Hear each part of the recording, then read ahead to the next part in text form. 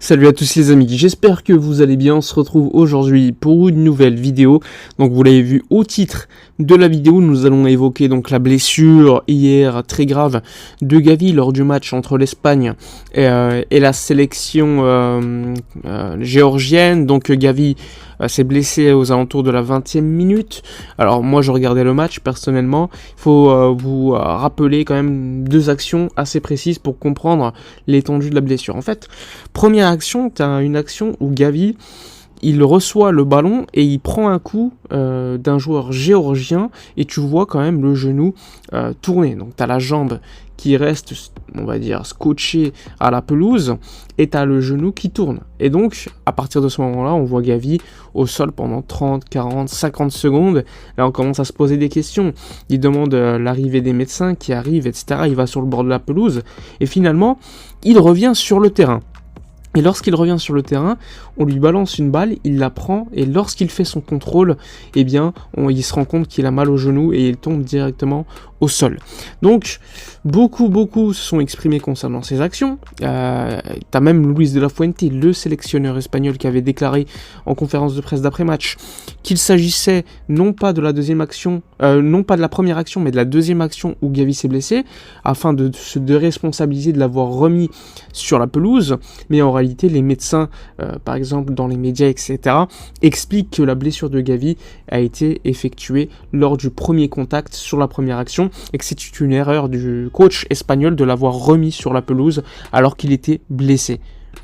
Et donc à la suite de cela, Gavi, on le voit, sort de la pelouse en pleurs. On comprend assez vite que la blessure du joueur espagnol est assez grave. On n'est pas idiot, le genou qui tourne, le joueur qui est un combattant, qui veut tout le temps jouer et qui demande à sortir, c'est pas un hasard. D'ailleurs, en seconde mi-temps, lorsque Ferran Torres va marquer, il va directement dédicacer son but avec un maillot de Gavi afin de lui rendre, entre guillemets, hommage. Et donc, si un joueur fait ça, c'est qu'à mon avis, il y avait déjà gravité dans l'esprit des joueurs. Il faut savoir qu'à la mi-temps, les joueurs espagnols, en rentrant dans les vestiaires, se sont rendus compte que la situation de Gavi était assez grave. D'ailleurs, hier, dans les médias espagnols, dès la mi-temps, on nous parlait de peur qu'il y ait les ligaments croisés qui se soient rompus concernant Gavi. Donc il y avait quand même une forte probabilité que le genou droit du joueur ait lâché lors de cette action. Donc, évidemment, beaucoup de pessimisme à ce moment-là.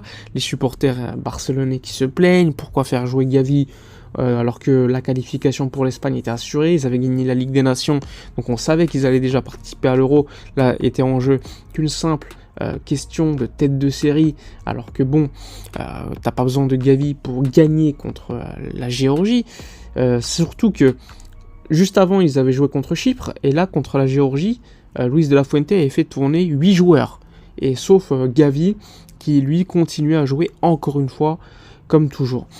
Et donc Laporta, le Barça, etc. se sont plaints du fait que les joueurs soient surexploités, surtout Gavi qui joue tous les matchs en sélection espagnole, alors que bon, ils sont pas surtout très utiles, entre guillemets.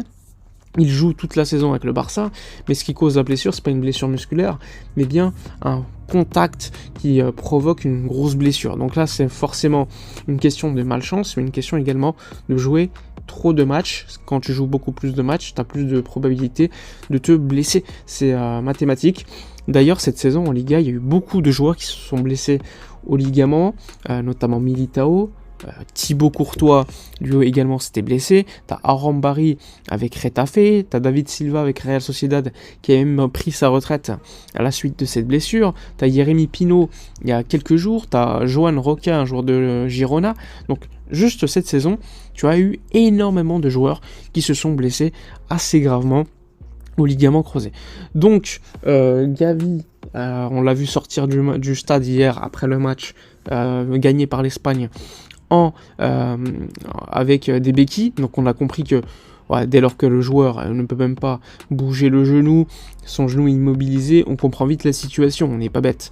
Donc aujourd'hui, il a fait des tests à 11h à la Ciutat Deportiva, il est arrivé avec son agent pour détecter s'il y avait vraiment les ligaments qui avaient été rompus ou pas, parce que les premières études effectuées par les médecins hier de la sélection espagnole annonçaient entre guillemets une rupture des ligaments croisés, mais il n'y avait pas de confirmation avec une IRM effectuée, etc. C'est juste une analyse, une observation par rapport à la réaction du joueur, au contact du genou, etc., etc. Ce qui est quand même assez grave, c'est de l'avoir remis sur le terrain alors qu'ils avaient touché le genou et pu probablement sentir que le joueur était blessé. Finalement, ils l'ont remis sur la pelouse, ce qui est complètement insensé. Donc il faut comprendre, lorsqu'un joueur a une rupture des ligaments croisés, il y a deux alternatives. La première alternative, c'est que si le joueur a bien les ligaments croisés qui ont été rompus, il faut voir si le ménisque a été touché. Si le ménisque a été touché, eh bien la situation est un peu plus grave, puisque le joueur, il faudra d'abord faire pas mal de choses avant la chirurgie des ligaments croisés, ce qui retarde donc le retour du joueur. Si le ménisque, lui, n'est pas touché, eh bien la situation est entre guillemets un peu moins grave, puisque l'opération pour les ligaments croisés se fera beaucoup plus rapidement, et donc le retour du joueur aussi. Bon, s'il y a bien les ligaments croisés qui ont été rompus, on parle quand même d'une absence estimée entre 6 à 8 mois. Un typique exemple, Xavi en 2005, il se fait les ligaments croisés, on considère que la Coupe du Monde est terminée, il se blesse en décembre, finalement il joue quand même la Coupe du Monde 2006, puisque le ménisque n'avait pas été aussi gravement touché que pour d'autres joueurs, où là il faut limite 8 mois, 9 mois, 10 mois pour revenir. Évidemment, quand tu reviens des ligaments croisés, il te faut au moins, on va dire 3-4 mois pour reprendre du rythme du jeu de ce que tu avais avant la blessure. Ça me fait penser d'ailleurs à Florian Wirtz qui s'est fait les ligaments croisés et qui est maintenant à son meilleur niveau. Donc il faut quand même un certain temps. Il faudra évidemment pour Gavi prendre du temps. On parle d'un joueur qui est très jeune, qui est milieu de terrain, donc il n'y a pas non plus une importance pour les changements de rythme, etc. Mais cicatriser et faire un retour doucement et progressivement sans trop le presser est une obligation pour un jeune joueur comme cela.